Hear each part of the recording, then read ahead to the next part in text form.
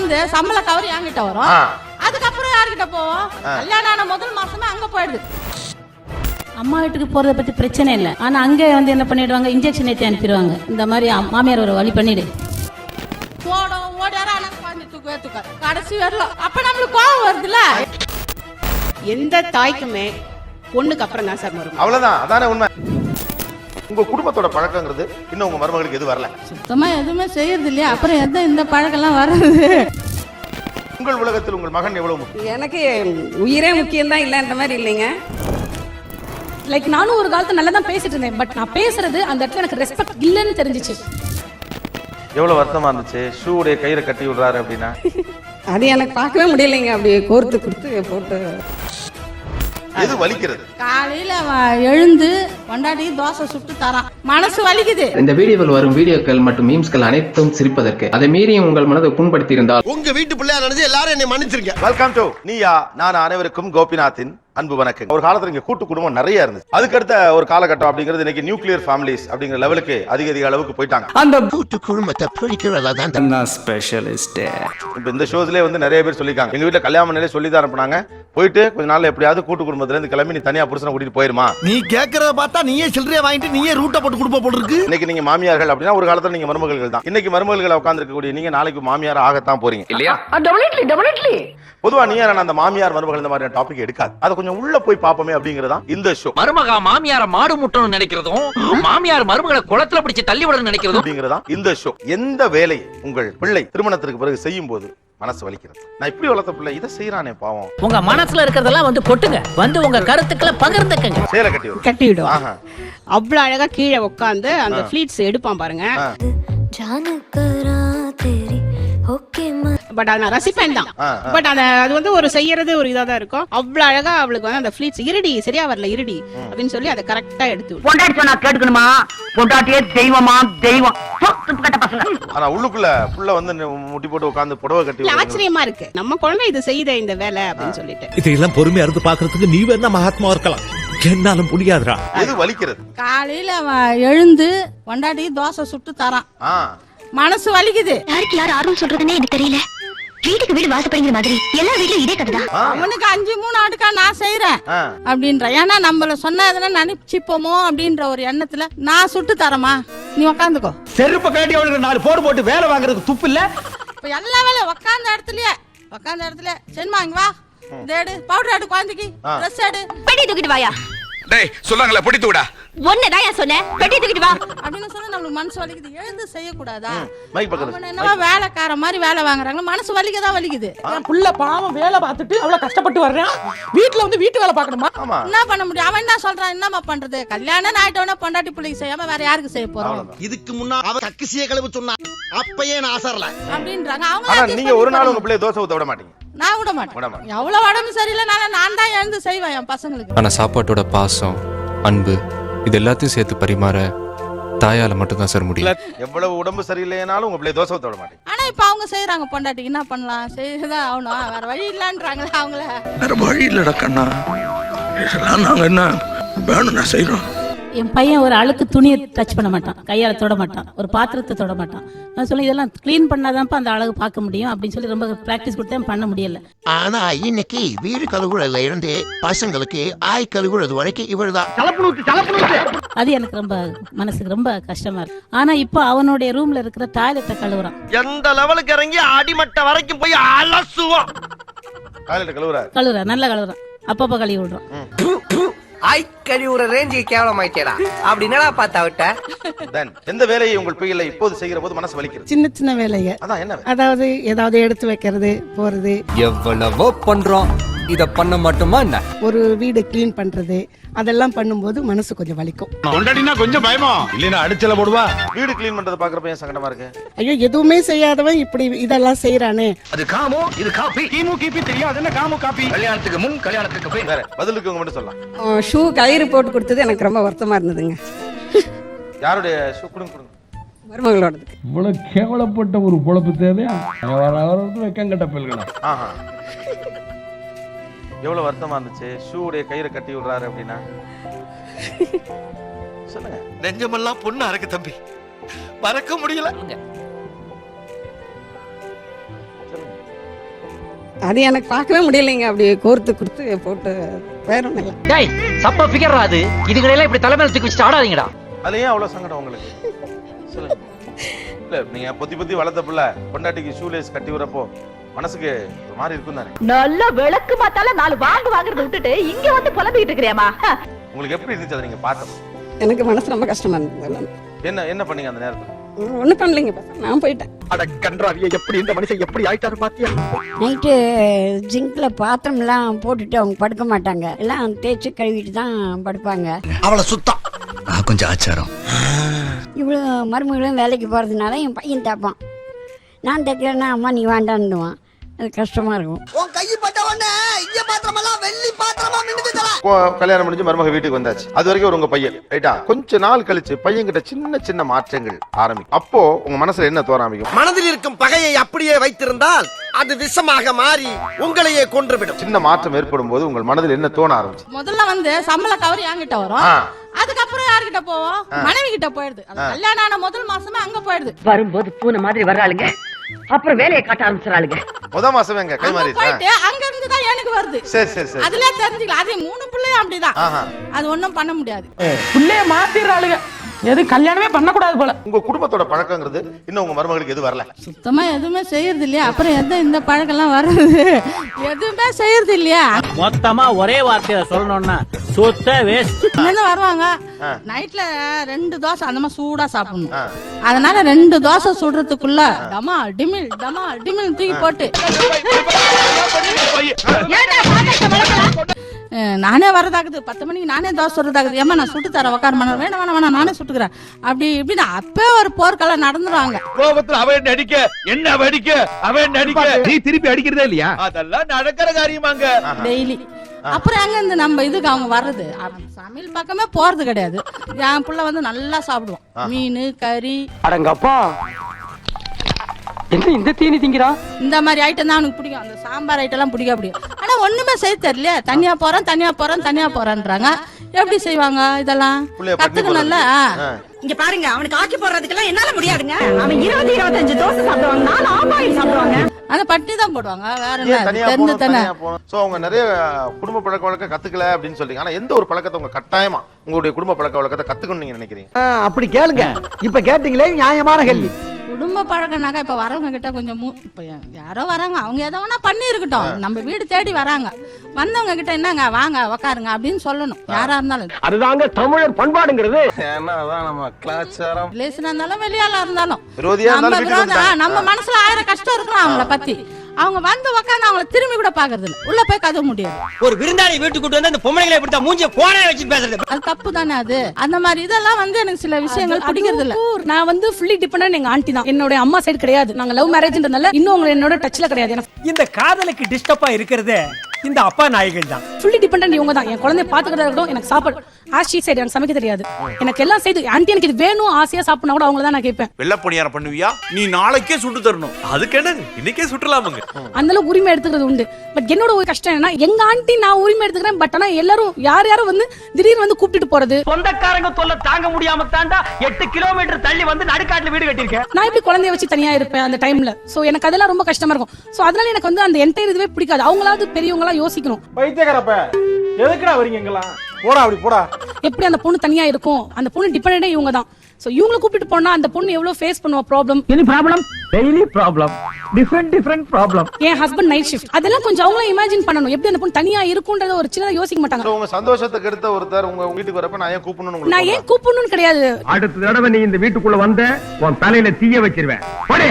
Like நானும் ஒரு காலத்துல நல்லா தான் பேசிட்டு இருந்தேன். பட் எனக்கு என்ன ஒரு ஃபீல் சின்னதா பட்டுச்சுன்னா, நான் பேசுறது அந்த இடத்துல எனக்கு ரெஸ்பெக்ட் இல்லன்னு தெரிஞ்சிச்சு. Give respect, take respect. Okay, சத்தியமா நான் ஃபீல் பண்ணேன். இவங்க பேசுனது சரி அல்லது அவங்க பேசுனதும் சரி, இன்னும் சில பேர் பேசுனது சரி. நம்ம சமூகம் புரிஞ்சுக்க வேண்டிய, பெரியவங்க புரிஞ்சுக்க மிக முக்கியமான விஷயம் என்னவா இருக்கும்? எனக்கு என்னடா தெரியும், கேளுடா. இந்த ஜெனரேஷன் மருமகள்கள் சுயமரியாதை என்கிற ஒரு நல்ல விஷயத்தை எதிர்பார்க்கறாங்க. வாய் இருக்குன்னு நீங்க கேள்வி கேட்டா அப்புறம் வாய் இருக்குன்னு நானும் பதில் சொல்றேன், தப்பா போயிடும். சோ முதல்ல நம்ம இளைஞர்கள்ட்ட இருந்து ஆரம்பம். எல்லா மருமகளும் எனக்கு தெரியும், அவங்க மாமியாரை மிமிக் பண்ணுவாங்க. அவங்க மாமியார் பேசுற மாதிரி பேசி காட்டுறது. நிச்சயமா நீங்க அப்படிலாம் பேசிட்டு இருக்கீங்கன்னா உங்களுக்கு தெரியும். ஒரு நாள் அவங்களை சந்தோஷமா அதை பார்த்து ரசிக்கிறேன். எப்படி இமிட்டேட் பண்ணுவீங்க உங்க மாமியாரை? அசிங்கமா இருக்கும். அசிங்கமா இருக்கும். என் ஹஸ்பண்ட்னா உங்களுக்கு ரொம்ப பிடிக்கும். நான் இந்த சீரியல் படத்துல தான் பாத்திருக்கேன் அந்த அளவுக்கு பாசம் காமிக்கிறது. பையன் ஏதாவது கேட்டாங்கன்னா அவ்வளவு தூரத்துல இருந்தா கூட அப்படி இங்கிருந்தே பறந்து எடுப்பாங்க. அந்த பாத்திரம் எதுனாலும் சரி, எது கேட்டாலும் நான் கூட அவ்வளவு சீரியஸா எடுத்து கொடுக்க மாட்டேன். விழுந்தாலும் பரவாயில்ல அதை எடுத்து கொடுப்பாங்க. நிறைய தடவை வந்து இங்க இருந்து அங்க இருக்கிறதெல்லாம் எடுத்து கொடுப்பாங்க. நான் சொல்றது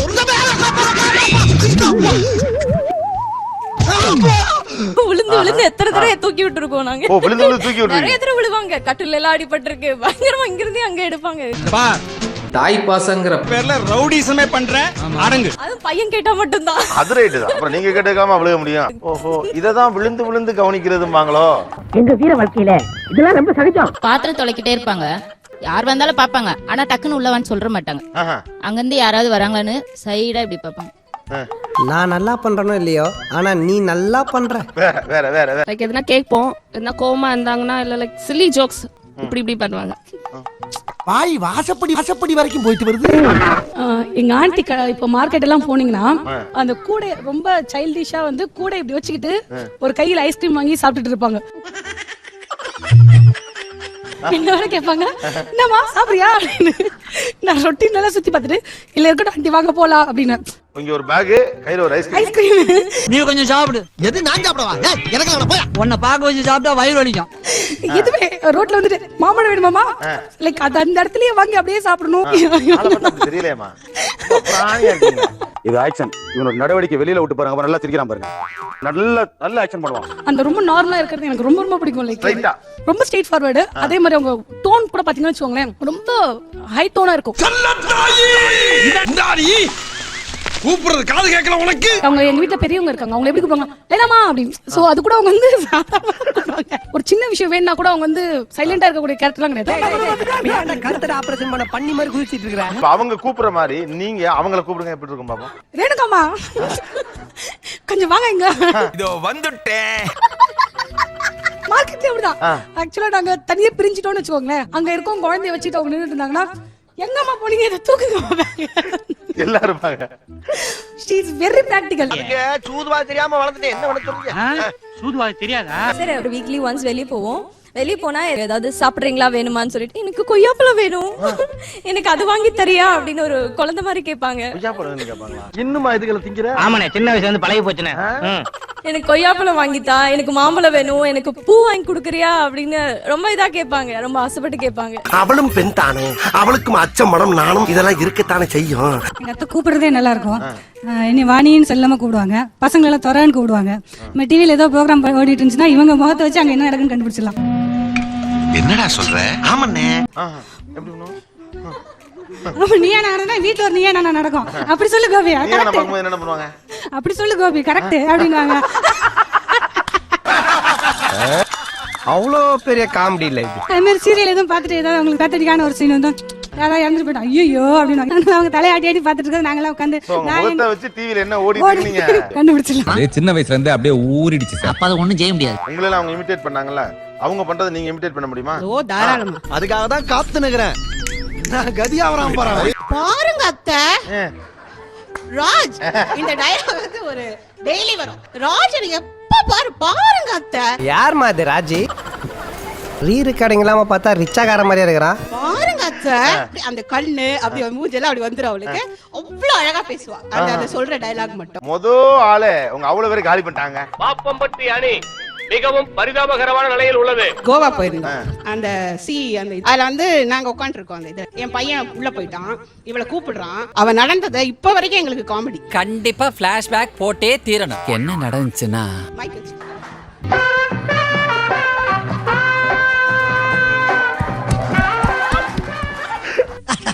குசும்பு எப்பயுமே குசும்பு. அவ்வளவு கியூட்டா பண்ணா. உன்னால என்ன பண்ண முடியுமா அதை பண்ணிட்டேன். தண்ணி அந்த அலை ஃபுல்லா இருக்கு. என் பையன் உள்ள போயிட்டான், அவளை கூப்பிடுறான். நான் அந்த ஷாட்ல உட்கார்ந்து இருக்கேன், இவளை இங்க இருந்து பாக்குறோம். ஆக்சுவலா அது வீடியோவை எடுத்து வரணும்னு நினைச்சோம், மறந்துட்டேன். வெளியே வா, மம்பட்டி எடுத்து நடுமண்டு பொறுக்குறியா? அவ்வளவு அழகா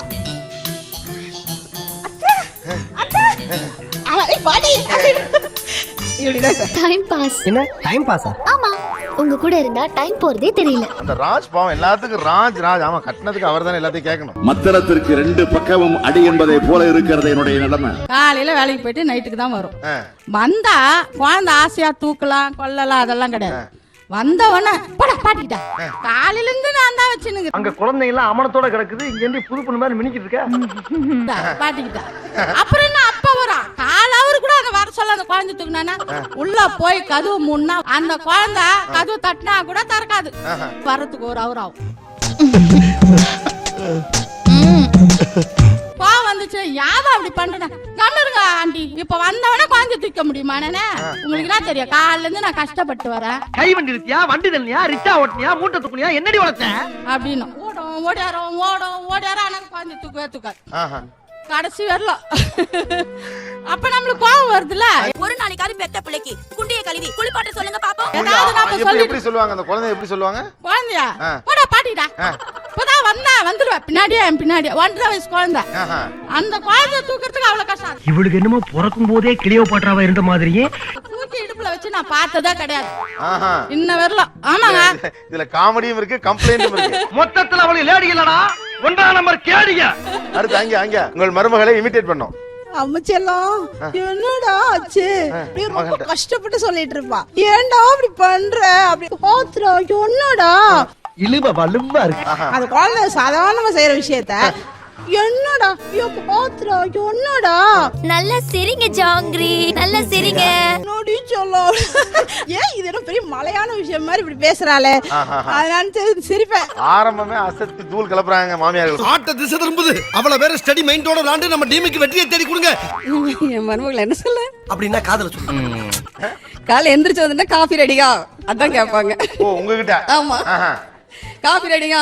குடிக்கிறதுக்கு சுடுதண்ணி ரெடி பண்ணி வச்சிட்டு சுட சுட காஃபியோட என்ன எத்தனை மணிக்கு கூப்பிடுறீங்களோ அத்தனை மணிக்கு நான் எந்திரிக்கிறேன். நைட் டிஃபன் ரெடியா. இல்ல அது எப்படி கேட்பாங்க? அந்த கேப்கற சொல்லி காட்டுங்க. எப்படி கேட்பாங்க? காஃபி ரெடியா, பூஸ்ட் ரெடியா, நைட் டிஃபன் ரெடியா. அதுவும் கோழி குழம்பு இல்லாம திங்க மாட்டாரு மைனரு கேட்பாங்க. எல்லாம் ஆர்டர் தான். காலைல டிஃபன் ரெடியா, காஃபி ரெடியா தொடங்கி நைட் டிஃபன் ரெடியா வரைக்கும் நீங்க தான். ஆமா ஏதோ உங்களால முடிஞ்ச மாதிரி பாப்பம் முட்டைக்கறி குடிச்ச 2 ஆஃப் பாயில் போட்டு. ஓகே, நான் அடுத்து ஒரு நேரடி கேள்வி கேட்கிறேன். நிறைய பேருக்கு இருக்கக்கூடிய விஷயம், நீங்கள் உங்கள் வீட்டுக்கு போவதற்கு உங்கள் மாமியாரிடம் எளிதாக பெர்மிஷன் கிடைக்குதா? சான்ஸே கிடையாது. குழந்தை பிறக்கிறதுக்கு முன்னாடி ஓகே சிச்சுவேஷன். ஆனா குழந்தை பிறந்த பிறகு அவங்க அந்த குழந்தைய பராமரிச்சுட்டு இருக்காங்க. அது ஆட்டா எல்லா நேரத்துலதான் பசிக்கிறது, பேல வர்றது, மோள வர்றது எல்லாம். ஒரு 2 நாள் அங்க போய் இருக்கணும்னா எங்க அந்த குழந்தை அவங்க மேல ரொம்ப பாசமா இருந்துருமோ அந்த ஒரு ஃபீலிங் அவங்களுக்கு இருந்துட்டே இருக்கு. இன்செக்யூரிட்டி அப்படி பச்சையா சொல்ல முடியாது, ஒரு யூகமா சொல்லலாம். அதனால போணும் ஓகேன்னு சொன்னா நம்ம நிம்மதியா போலாம் மனசார. நானும் 1 வருஷமா பாக்குறேன் எங்க அம்மா வீட்டுக்கு போறேன்னு சொல்றியே, நீங்க ஒரு நாள் போயிருக்கியாடி? சும்மா ஆசை மட்டும் காட்டுற. ஆனா அது வேண்டான்னு சொல்ல மாட்டாங்க, போன்னு சொல்ல மாட்டாங்க. இதுதான் வேண்டான்னு சொல்ல மாட்டாங்க, போயிட்டு வான்னு சொல்ல மாட்டாங்க.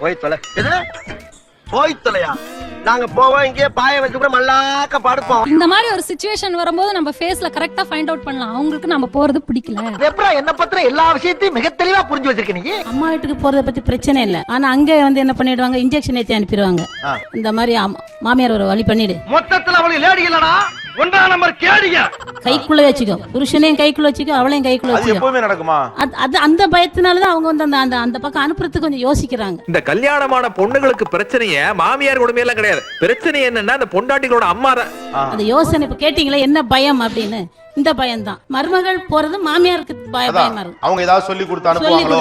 அவங்க கொடுக்கிற ராங்கான அட்வைஸ்ல தான் அவங்க மனசுல குழப்பம் ஏற்படுது. நல்லா இருக்கிற பொண்ணு கெடுத்து விட்டுருவாங்க அப்படின்ற ஒரு பயம் எனக்கு இல்ல, தமிழகத்துக்கு இருக்கு. உண்மையா? ஒத்துக்கிட மனசு இல்லனாலும் அதான் நேசம். ஆமா, நம்மளோட அம்மா நம்ம பொண்ணு கஷ்டப்படுதே, ஏன் அவங்க மாமியார் இப்படி எல்லாம் செய்யறாங்க, ஏதாவது ஒண்ணு யதார்த்தமா சொல்லுவாங்க. உன் மாமியார் கழுவி இருக்காளே மோசமான பெருவழி, இன்னைக்கு டாடா காட்டக்கூடாதுன்னு சொல்லுவா, நாளைக்கு புருஷன் கூட சேரக்கூடாதுன்னு சொல்லுவா.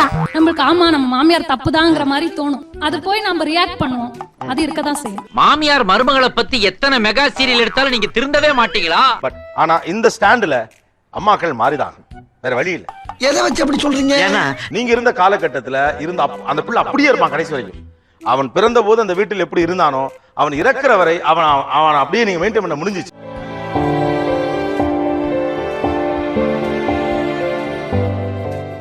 Because man is a king. இன்னைக்கு அது இல்ல, மேன் இஸ் a friend. அவனே மாறிட்டான். அவங்களே போய் நான் பாத்திரம் கழுவி வைக்கிறேன், போய் படு அப்படின்னு சொல்லிட்டு அவர் ஆட்டோமேட்டிக் அவரே பாத்திரம் கழுவி வைப்பார். என் பொண்டாட்டியாக சமைக்கிறது சாணி எல்லாம் கூட தயாரா இருக்கேன். அது அவராக தானாக முன்வந்து செஞ்ச விஷயம் தான்.